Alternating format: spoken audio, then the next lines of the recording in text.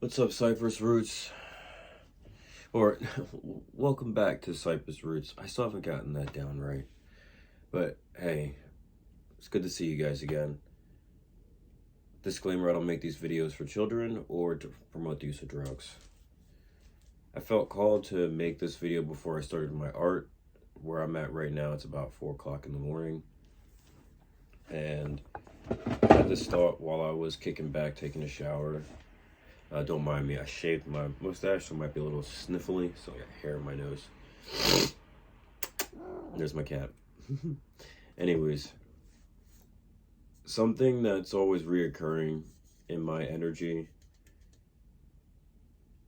is reminders of other people. I notice a lot of the times as I'm going about my life, most of my personality is pulled together from happenings of other people that I've met along the way. Sometimes I struggle with originality and things that spontaneously come through me because it makes me feel more real instead of feeling like a collaboration of all the people that I love and care about. I don't know why that bugs me so much. I guess individuality is something that I strive for since I do appreciate art and the independence it can give you and how often you find people who create original things that you've never seen before, which isn't that hard to create things that no one's ever seen before in the totality of it. You can't help that things still remind you of other things. You know, I guess you could say it's kind of rare. You look at something like, wow, I've never ever seen that before, anything like that. Needless to say, I find myself carrying people I love with me through various deeds throughout the day. I wash the dishes without a second thought. It's always been that way. My grandmother used to be that way. Well, I can't say used to, like she's not here, but she's changed since then.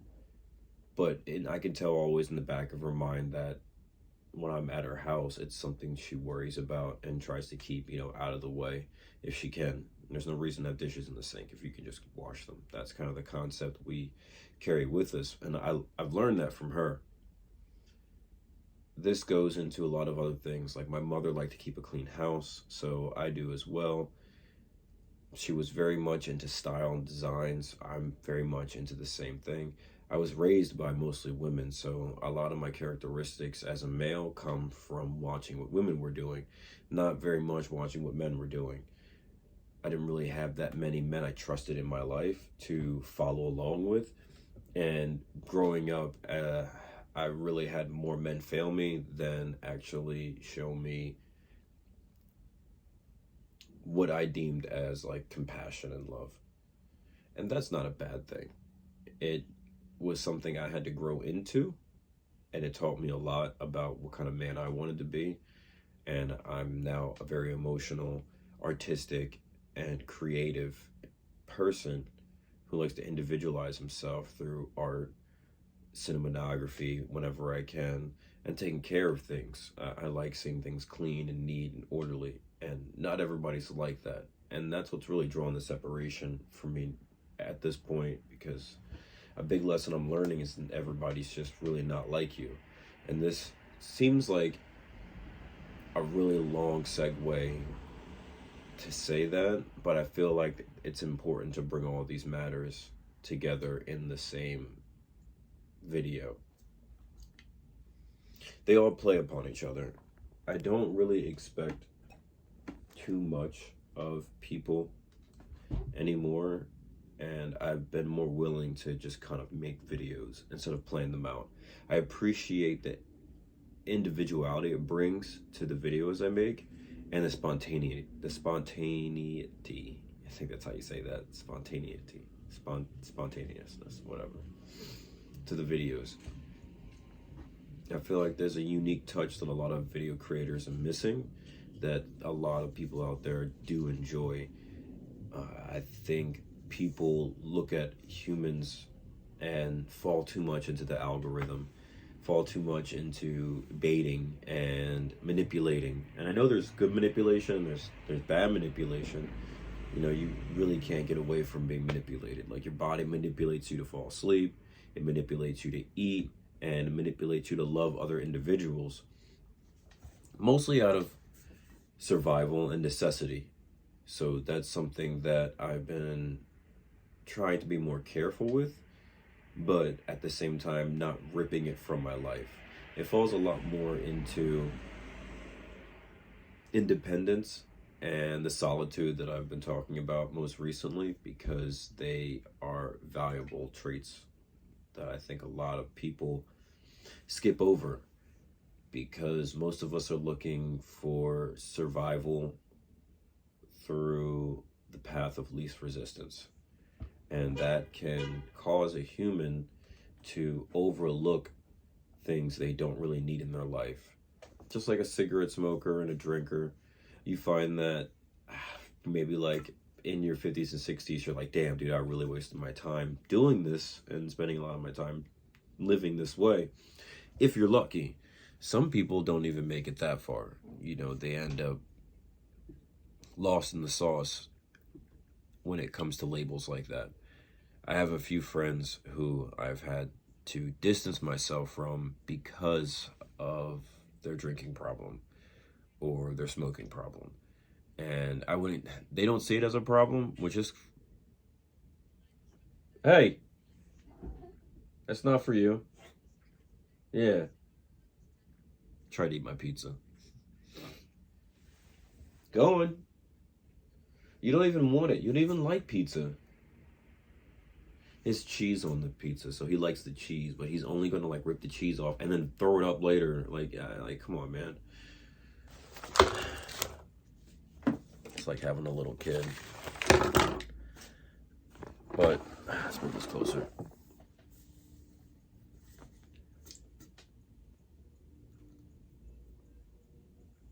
I think it scares me a little bit that sometimes my human nature isn't something that I can get out of the way of or control.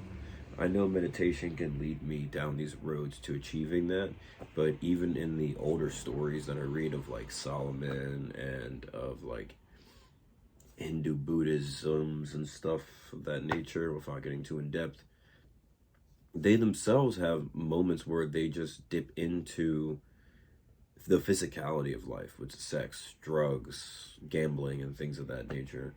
Because even they understand that you can't live a life without it, and to live in fear or anxiety is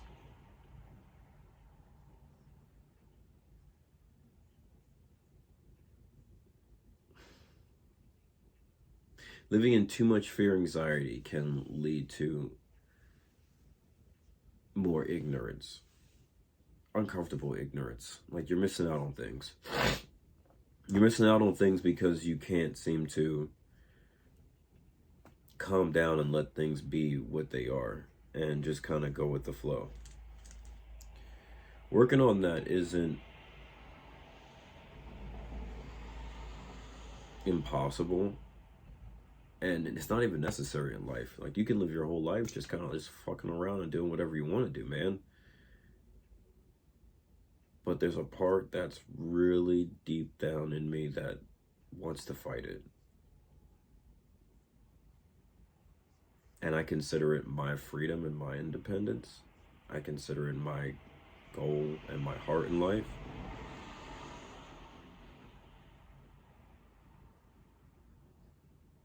It's so strange to know what you want. And more so as you get older, watching the things that you don't need slowly slip away from you. And like, it's like grabbing water.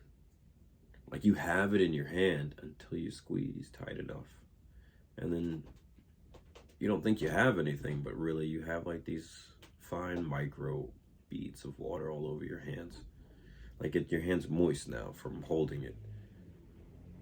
And we forget that because as we're grabbing for the water, most of the ocean slips through our fingers.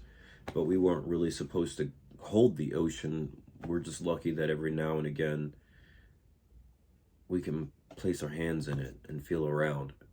By gripping it, you're only going to get so much, and that's okay. I hope that makes sense. I really appreciate the little bit of life that I'm able to keep inside of my cranium and rotate around and think about. It makes life worth living. It makes talking to you guys worth it and fun.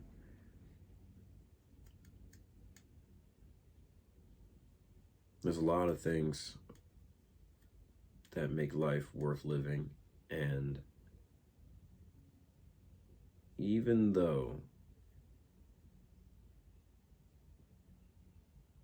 I'm growing closer to solitude, the comfortability in it, a lot of it comes from all the people I've already met who I feel are living inside the being I have now and have helped me replace the pieces of my soul that weren't really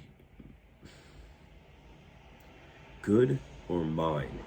They were pieces that were forced upon me by society and my DNA. And getting away from that can be a fight all on its own, because a lot of the things that we do on instinct is just passed down DNA and patterns that we don't have to break, but I like to break. What's the point in being like your parents, you know? What's the point in being like everybody else? If you can help it, it'd be nice to break out of the mold.